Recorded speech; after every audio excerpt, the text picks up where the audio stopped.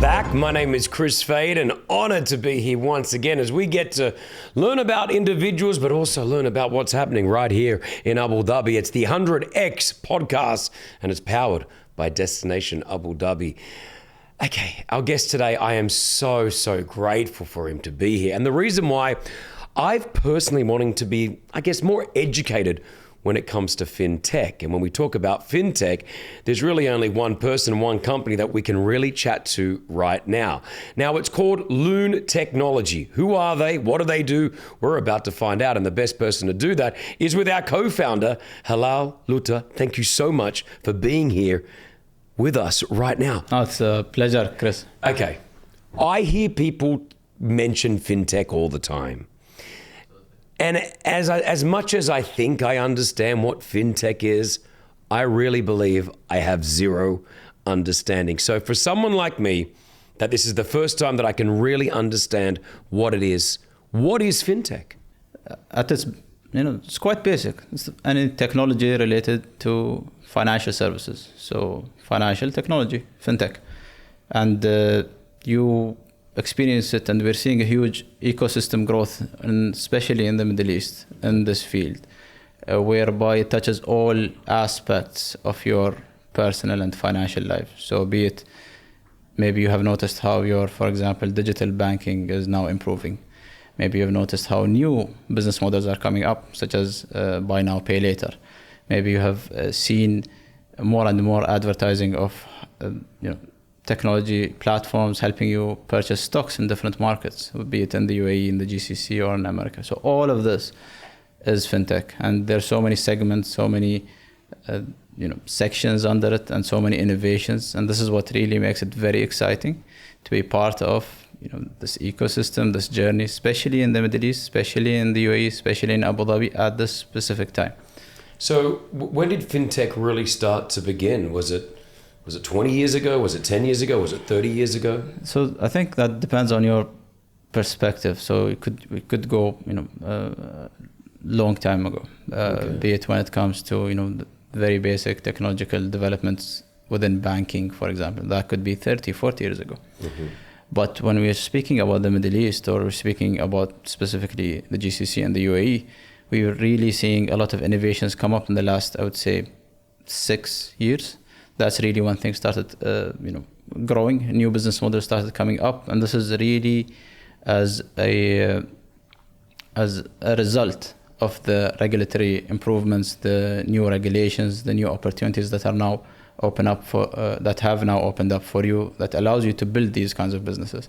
So that's we're still at the start of it here in the Middle East. That's what makes it, again, very exciting to be here. So for yourself, I want to talk about you personally. You were the first Emirati to graduate the bar in New York City, in law, obviously. Yeah. So was I the first? I'm not sure. I think there's someone before me. No, we're going to say it's you. I'm not 100% sure, but I was one of the first. So the story starts, I studied law in England under the sponsorship of His Highness Sheikh Maktoum's legal scholarships program, sponsored by the Dubai courts. And I graduated, I started working in the Dubai courts, and then I decided to continue my legal education. I decided to qualify for the New York bar. And that was a tough journey, but alhamdulillah, we managed to crack it. And then really throughout my experience in the court is where I realized that there's quite a lot of, aspects that touch people's lives. I used to work in the department, it's called the Case Management Office. It was a new department. Basically, it's where every case in Dubai goes before it heads to the judge. So you basically see everything in commercial, real estate, employment, and all, not the positive things in there, a lot of disputes, etc. But it gave me a perspective that there's quite a lot of people that end up with lawsuits, mostly through financial institutions, banks, defaulted loans, mostly a lot of defaulted loans, credit cards, etc. And it made me start thinking, why is this the case? Why are people my age, a little bit older, younger, Emiratis, non-Emiratis, why did they end up in this kind of situation? And the more I spoke to them over 4 years in the course, the more I realized that, okay, there are people that are just, life things happen to them. So for example, someone, had an accident, lost their job, unfortunate, Sure. Yeah, Can't pay the bills. Yeah, that happens. Some people, I don't want to say this, but there's some people who are neglectful, taking intentionally taking loans that are very high, that just don't make any sense for luxuries, Okay, and then because they want to look good on Instagram, they want to show people what they got. I'm not gonna go into too much detail there, but the majority of people that I saw, that I interacted with on a daily basis, they all faced issues with relating to not knowing how to manage their finances. I'll speak with them, like, what's happening? Why do you end up here? It's from the papers, seems like you have a stable job, etc., etc. I got this credit card and then I forgot to pay, and then they bought my loan, and then now I cannot get out of it, and it's been going on for years, and it's got to the courts. Let it get to the courts. It gets quite. So you saw a trend in that. You saw a trend, and is that what made you want to move from the legal side, the law side, to the fintech side? So that was an important aspect, specifically when it came to even going a little bit deeper. There'll be like, Helal, like we didn't save any money. We didn't know how to save any money, and that at the core of it is like, I don't even know where my money is going. So where is my salary going by the end of the month? No idea, no clarity. That's when we started. My co-founder and I, which is he's my high school friend, and he was in management consulting and payments, really looking at the technological developments of it, and that's when the conversation started. It's like, why are people not able to understand where their money is going? What's happening here? Let's look at our mobile apps, banking apps. This is 3-4 years ago. Okay. And you'll open up the mobile banking app, like, can you make any sense of where your money is going? For me, it didn't. Okay, maybe the mobile app isn't like the best place. Let's look at the bank statements. No idea. No idea. How much did I spend on entertainment versus, for example, Very difficult. Groceries versus fuel? I purchased a car. How much is this car costing me on a monthly basis in transportation? Zero visibility. Unless you put in the effort, go and set up your own Excel sheet and actively spend time and categorize your spending and sit there and budget, etc. It's a tedious, long job. Someone, I didn't do it. Majority of people don't, and I saw how bad it can get if you don't start. So if you don't start, this is ultimately, you'll end up in a bad situation. So at that time, it was early 2020, right before COVID, where the idea gained more traction between myself and my co-founder, and we didn't start as what we're doing today. We started as a very different idea. We're like, okay, let's try to build an app to help people save money, but in an alternative way, which is something called social saving circles. I'm not sure how familiar you are with it. It's a traditional way of saving money. And we're like, let's digitize that approach. And then COVID hit. I was like, okay, this is a sign. No social. Yeah. This is a sign, start working on it. We're sitting in lockdown. Things are, the whole world is paused. Okay, this is a sign from God. Let's take this project forward. And we started working on it. And then we realized that, then this is when we started educating ourselves, because we had no idea what financial regulation is. I had a legal background. I had an idea about it, which is the fact that it's, regulations related to banks and financial institutions. I didn't have any idea that this is going to actually affect me building an app. Sure. And I can talk about it in more details, but that's when I started learning. There's something called financial regulation. There are regulators. Depending where you set up your company, there are things you're allowed to do, you're not allowed to do, because now you're entering the field of financial services, and you're entering the field of touching other people's money. So that was an educational year and a half. We invested a lot of our savings, the majority of our savings, quit our jobs. I mean, that's a big risk. That's a big risk. No.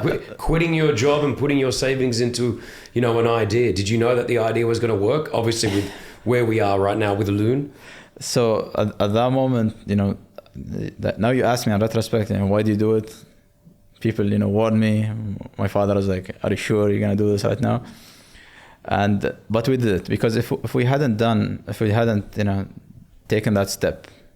One of the biggest challenges in entrepreneurship is that you get excited about an idea, and that excitement wears off in a bit. That's when you go back to your safety net. We lost our safety net. So it's like, okay, there's nothing. You just need quit your job. You just need to continue. No, that was after we quit our jobs. We realized, okay, now what? And then we realized that the first business model that we created was not suitable for this market. That was in itself a learning curve, because you're so convinced that this business model is, I know that this is gonna work, and then you get slapped by reality after you spent all your savings, and now what? So we realized that the business model was not suited for this market for different reasons. One being financial regulation. Financial regulation is very heavy for small companies. Mm-hmm. We couldn't afford applying for a license, etc., etc., etc. And then there are issues with the market. There are issues with the technology itself. The market is a bit small in the UAE, and for us to scale in bigger markets on that business model, it was difficult because, again, I needed to get regulated here and then there, and then we had issues with the technology when it came to the infrastructure available for managing such a business model. So we took our learnings there, and we literally were sitting, contemplating what should we do? Should we shut this down? But we had team members that were on our payroll, like, okay, what's gonna happen now? I was sitting with a couple of our customers, our early customers, and they're like, Helal, this is a nice business model that you've created. You're helping me save in a social saving setting, but I don't even know where my money is going. Help me understand where my money is going in the first place. We're like, okay, we have a couple of months left. Let's put all the effort in the app itself, transform it into what is called the personal finance management app, which was, when we launched, it was an app for you and me to link our bank accounts and understand where our money was going and help us budget, etc., and etc. At that stage, we pivoted. We learned about what is a pivot. That was a pivot, pivoting your whole business model and not shutting it down. We did that. We relaunched the app in a new business model. It was growing. We grew to over 3,000 customers in the UAE. But then again, we discovered a new problem in the technology, in the core of what powered our app, which is the fact that financial and transactional data was so messy and unstructured. It didn't allow our app to work the way we wanted it to. Sure. But this is a problem that we discovered.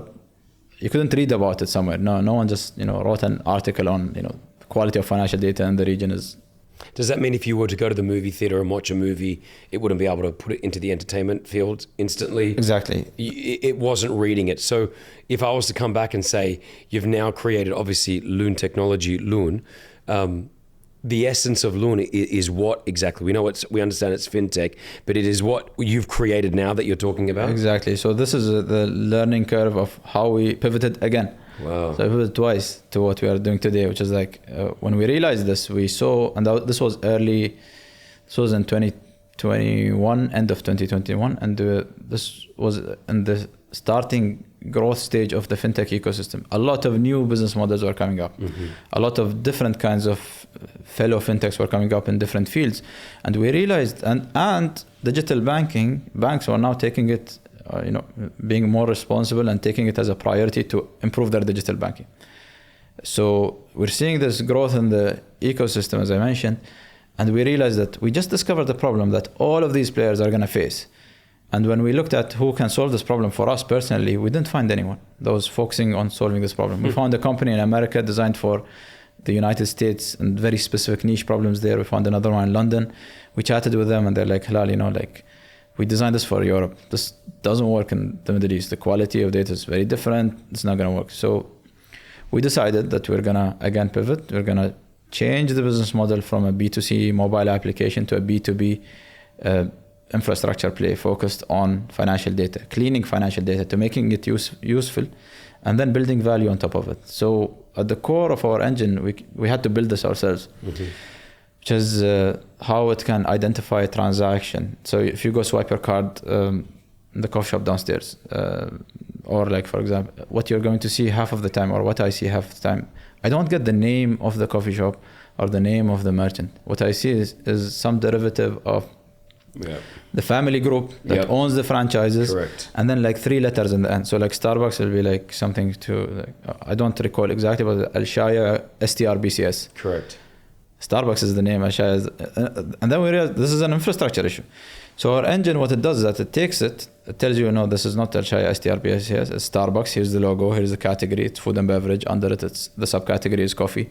Wow. And then we just released something new, which is an add-on to the API, which is a carbon footprint calculator. Oh, so you can see what you're doing to the environment Exactly. as well. So now with COP, and That's great. we've been getting more and more demand from our clients, being like, Helal, let's do this, or we want to give more, we want to participate in this, sustainability and responsibility. I want to give our clients the ability to visualize, how much they're.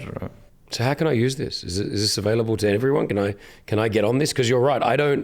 I spend money, and I spend a lot, and I don't know where it goes. So this is when we pivoted our business model, as I mentioned, to a B2B, business to business. So today we serve banks, we serve fintechs, we serve telco wallets that are entering into the finance field.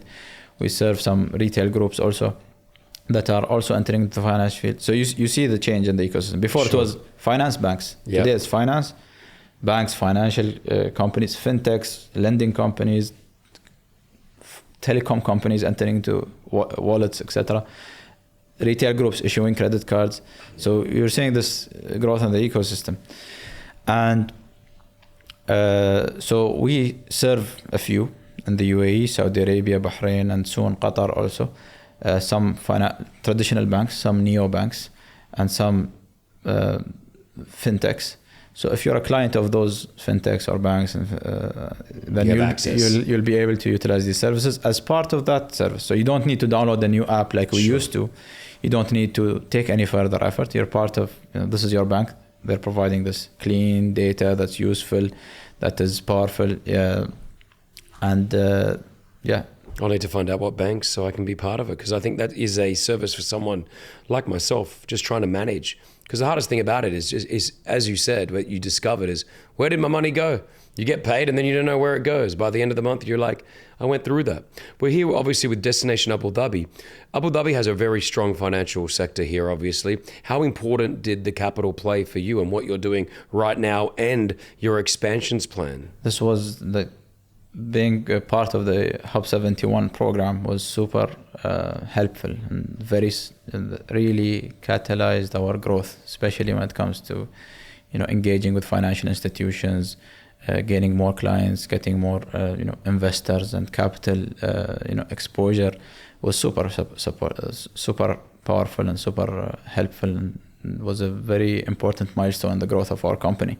And today we're a proud Abu Dhabi company, part of the ecosystem, and we're proudly also serving an Abu Dhabi bank. I cannot say which one because it's not announced yet. And congratulations, though. Thank you very much. And hopefully more and more. Where do you see Lune in the next sort of 5 years? Is there a projection already that you've got in place? And not just Lune, I guess, but just fintech in general. So I'm very optimistic about what's going to happen in the next 5 years in the whole ecosystem in general, be it fintechs, be it traditional banks. A lot of exciting new business models that are coming up.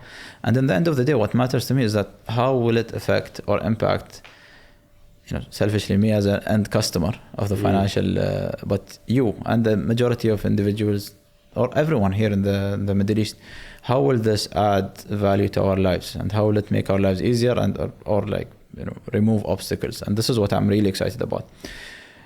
Starting with banks really prioritizing their digital transformation and really pushing new products and listening to clients and listening to their end customers and trying to give them what they want to do. Yes, it's a long process, but as long as the effort is there, we'll end up in a good place in the end. And then the incubation of a lot of fintechs and new players that are coming up with new business models that are catering to specific needs of specific individuals. This is very exciting for me. And what we want to do at Lune, our aim is to empower the whole fintech ecosystem with clean financial data for them to give a better customer experience and gain value from their data. And how can they provide a better experience and get an ROI on it. One of the things that we learned was the fact that early on, a couple of years ago, we came up with this idea. Okay, we'll do B2B. We'll serve banks. Mm-hmm. Okay, how do you sell to banks? Who do you speak to in the bank? Yeah, of course. How do they operate? You can't just rock up to a bank and say, "Hi, can I exactly try to talk to someone?" Like, what do you do now? What is it that interests them? How do you align? That was in its own learning curve, and then we realized, okay, now once we figured out how to enter or get to the right stakeholder. Who's the right stakeholder in the bank? Not in every institution, it's not the same. Sure. What are their priorities? How can you align your solution with their priorities and make their lives easier? And then at the end of the day, they need to see an ROI, because they're financial institutions and they're commercial in nature. They need to see an ROI, be it in revenue, be it in something. There needs to be something there. So how can you? Then we move to the second. How do you convince them that helping their customers understand their money better is good for them? And that was a long process, but there lies a real value there, because one, I can go into examples, but one is that you have a happier customer that knows where they're spending their money. You can redirect the customer to better save their budget and save within your mobile application, increasing your targets, for example, for savings, deposits, solutions. It's not always just pushing the customer to spend money. There's also other products there. Of course, yeah. And then really understanding what the customer wants. Now that financial transactions make sense, you can understand that this customer segment, they like, for example, Etihad Airlines. We have a credit card that's in partnership with Etihad. Why don't they have the credit card? You see, it's a win-win. You're giving them what they're asking for, pushing ads that are relevant to them, or pushing products that are relevant to them, while increasing your ROI. So that's one of the things that one of the hooks that we managed to propose. You said that you started the business with your friend, and was it your college? High school friend. Did you ever think you and your high school friend, 10, 15 years later, would have created such a company like Lune? Do you guys talk about that sometimes? Yeah, we do. Those, you graduate school, you go on about your. This is probably something for new graduates. You graduate school, you go to university. You think you have a set career path. Yeah. I'm an engineer. I'm gonna graduate with a bachelor's. Maybe I'll do a master's. I'm an engineer. Okay. I studied finance. I'm gonna go into banking. That's it. That's the idea that you get. But then. And this is the same idea that I had. I was in the legal field. I was going to continue down that path, be it in the courts itself, be it as an advocate or as a lawyer in a law firm. My co-founder was in management consulting. That has its own path. You do a few years, you do an MBA, and then whether you continue or go some clear set paths. But then the lesson learned or the experience is that there's so much more to be gained and for you to learn in this early age, especially when you look at what's available. So graduating with a specific degree in engineering or so on and so forth doesn't mean you have to continue your whole life in this field. You like it, you enjoy it, nice, but there's a lot of more opportunities for you to look at, and specifically in entrepreneurship. When we started, it was very difficult, and the fact that yes, like my family, we have a like a business background. Alex's family also was in business a little bit, but we didn't have anyone that has done a technology startup or a business within this field that could guide us. Even one of the things that some of my family members early in the day are like, Helal, are you sure we can help you with anything else except this field? No one has done this before. Because they don't know. It's new to them as well. Did the family not understand a lot of what you were doing? I'm sure. They were very supportive. It's great. And the fact that I was very grateful that they were very supportive, although this was not an easy thing to do, but they understood that there's a lot of value to be gained here, a lot of experience, a lot of knowledge to be gained, especially being out there, out of the career, the limited scope of a job or a career. Sure. There's so much to be learned, and on the end of the day, as long as we try, it's gonna work out. So they were very supportive. They did not fully understand in the early days what we were trying to build, but slowly. I'm sure they do now. They do now. I'm sure they do now. Yeah. They're proud of you, and I'm sure. I mean, you touched on this briefly now, but what advice would you give to a fellow entrepreneur? What are a few things you've learned along the way that you wish you may have known 15 years ago? So one of the things is we, especially in our society, I know a lot of individuals, my friends, family members, we have this entrepreneurial urge. So you see it in universities, everywhere. Like there is this urge that, okay, let's build an app, let's build a company, there is the ideas, but the most important thing is to action it. Do something about it. Don't keep it as an idea. Sure. I remember this funny story, like 15 years ago, like I think, was it with Alexi or someone else? I don't remember really, but someone had the idea of an app to order a taxi, We were kids, but the idea was there. We couldn't action it.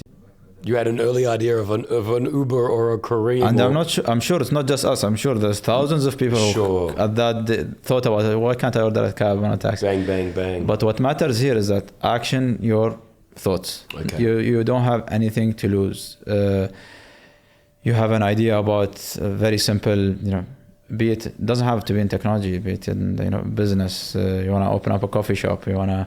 You build an app about something. Just go and try, because you learn a lot in the process. Now that's at the very initial stage. Do it. There's no shame in failing. No shame in failing. One of the things that we had early on, and as a society back, there is the shame of failing. Like someone will fail once, twice, 3 times, but the idea is don't stop. That's the idea. That's the first thing. You have an idea, action it. You learn a lot from actioning it. Secondly, in actioning that idea or in evaluating an idea, you need to come, and this is also a lesson that we learned the hard way. First of all, ask yourself a few questions. Are you solving a problem? When we started in our first app, we were not really solving a big problem. I'll get into how big the problem is, but we weren't solving a problem. Because when you solve a problem, that means that there is demand. It's a couple of questions. Are you solving a problem? How big or severe is this problem? Is Kris willing to pay to solve this problem or not? And then you evaluate, is this problem big enough, or is the market big enough? And is it worthwhile, the effort? This is when you try to evaluate the business model. So for example, I had a colleague or a friend that wanted to create a pet grooming van in Abu Dhabi. Very niche. He loves dogs. I was like, okay, I get that this is a problem that you're facing. You don't have anyone coming for your pets, etc. But how many individuals like you are there? Sure. Is it worthwhile, the effort? Is the problem severe enough? Are these individuals, do they really need someone to come and collect the pets, for example, so on and so forth? Or are they fine in going so run the analysis properly. And he ran the analysis, and he made his own decision. But analyze things properly, hold on to your emotions, because as I mentioned, early days in coming up with an idea, you're very excited. After, I would say, a few weeks or a month, like the excitement stops, but the idea is there, the business is there. So what do? Do you stop, or do you continue? This is what you said then is more about anyone can come up with an idea, but executing it is very important. Yeah. So actioning it and getting it forward. You said something earlier on just now about you learnt a lesson. What failures have you had across the way? A lot of us talk about our successes and we hear about it, but have there been any points where you've gone, well, we failed at this, but we learnt and we move on? Exactly. So that was, I would say, our first business model, as I mentioned, the savings app. I don't use the word failure, I use learning opportunity, because we learned so much about it. We learned so much about, okay, what's reasonably possible in this region, in the market dynamics, what you can build, what you cannot build. A lot of my fellow friends and founders, etc., they would take a successful business model in Europe or in America, and they will try to duplicate it here. You need to there's nothing wrong about that, but you need to localize it and really understand the nuances of the market. You can't say, like, it doesn't really work here where it's like, okay, this company was sold in America for X amount, it's gonna get sold here for one. It's a huge, very different market. The regulatory aspect is one element. I keep repeating the regulatory aspect because it is one of the biggest challenges for any technological company within the financial field. Sure. So you really need to understand, the nuances of the market. Back to the failures or learnings that we had. Our first app, we learned about the regulation. We had no idea about it. I couldn't see another way to learn about it other than trying.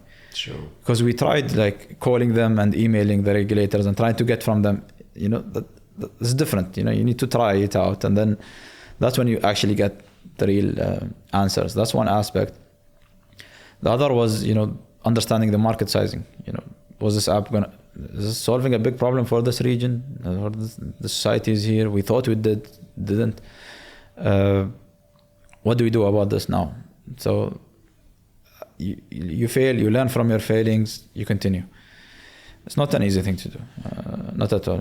When we talk about obviously where we are in the UAE and the Middle East and here in Abu Dhabi, can we be market leaders, global leaders in what we're doing? Are we already in the lead? Are we at par with everyone else? Yeah, I think so. We're already market leaders, especially in the UAE, Abu Dhabi. We're so grateful. I keep repeating this. I've done this in a couple of interviews. We are the luckiest people in the world when it comes to from perspective of in general in life, but also from as entrepreneurs. This is the best place to be, to set up a business. This is the best place. Honestly, I say it so. Best place to be to set up a business, whatever it is. Setting it up, you will not find as much support concentrated in one place as anywhere else in the world. You have so many ecosystems, and you can benefit from all of them. Be it in setting up the company, be it in getting introduced to investors, be it in getting mentors to help you build these companies. And there are so many within Abu Dhabi itself, within Hub 71 being the one of the leaders there. So many accelerator programs, so many venture studios. All of these things we didn't understand existed back when we started. They didn't exist as much as it does. So today, you have an idea. Think about it. You're serious about it. Take it to accelerator or a venture studio, and they'll give you the mentors, they'll give you the right feedback, and sometimes the feedback is going to hurt because they're going to tell you this doesn't work, and you're not going to, this is where you learn, this is where you grow as a person. But they're saving you a lot of time and money. That's why they're saving you a lot of time and money. Exactly. One of the things that we had when back in or doing the B2C mobile app, when we pivoted the first time, we went to a lot of investors, venture capitalist investors. We had no idea how to raise money from VCs and what was it that they wanted to see. The VC ecosystem was also growing. We didn't have any connections with the VC ecosystem. Like I don't have any family members or friends that works at a VC that could tell me what works and what doesn't work. So we had to do it the direct way, and a lot of the times some of them wouldn't give you direct feedback. They try to be nice, they don't want to give you direct, but they don't want to break your hope. But then they'll ghost you, unfortunately. That's also not a good thing. But one of the most valuable, pieces of feedback when we had back in the day was from an investor. And I told him this a couple of months ago. I met him. I told him 2 years ago, we came to you and we told you about this and you told us this is not going to work. And we actioned based on your advice and we built our business model where it is. So if you can accept the feedback, it's not always right. Have time, they're humans too, They know they have limited or they have knowledge of specific aspects. It doesn't mean it's not going to work. There's been a lot of cases where founders have proven VCs wrong, especially here in the region. But the idea is that, it's painful, but you learn from it, you continue and you evolve and you just don't stop. I think we've run out of time, but I could talk to you for a lot more. I think I've learned more about fintech over the last few minutes, and also about what, I guess, the power of what Destination Abu Dhabi is about. I think what you said, and, you say it from someone who is, an Emirati, someone that is locally born here, from a guest as I used to call myself. I feel like this is home now. It's 16 years. I feel the exact same way. I think we are so lucky to be able to call this place home. There's not many places in the world that could make you feel like this. I also started my own business here, and starting a company in this region is like no other. I'm originally from Australia. I feel here you do get the help. People want to see you succeed. And things that could take a month in other countries, you can get it done here in 48 hours if you just meet the right people and networking, you know? So I look forward to hopefully being able to use something that Lune has created. I might be using it now and I don't even know, right? Hopefully very soon. Let's try to keep push all financial institutions to prioritize these products, and inshallah very soon you'll see it in your mobile banking app. Cannot wait. We're proud of you to have you here in Abu Dhabi. Thank you for joining us on the 100X podcast. Once again, our co-founder, Helal, thank you very much. Thank you so much. Thank you, Kris. It's a pleasure being here today. Until the next episode here on the 100X podcast powered by Destination Abu Dhabi. We'll see you next time.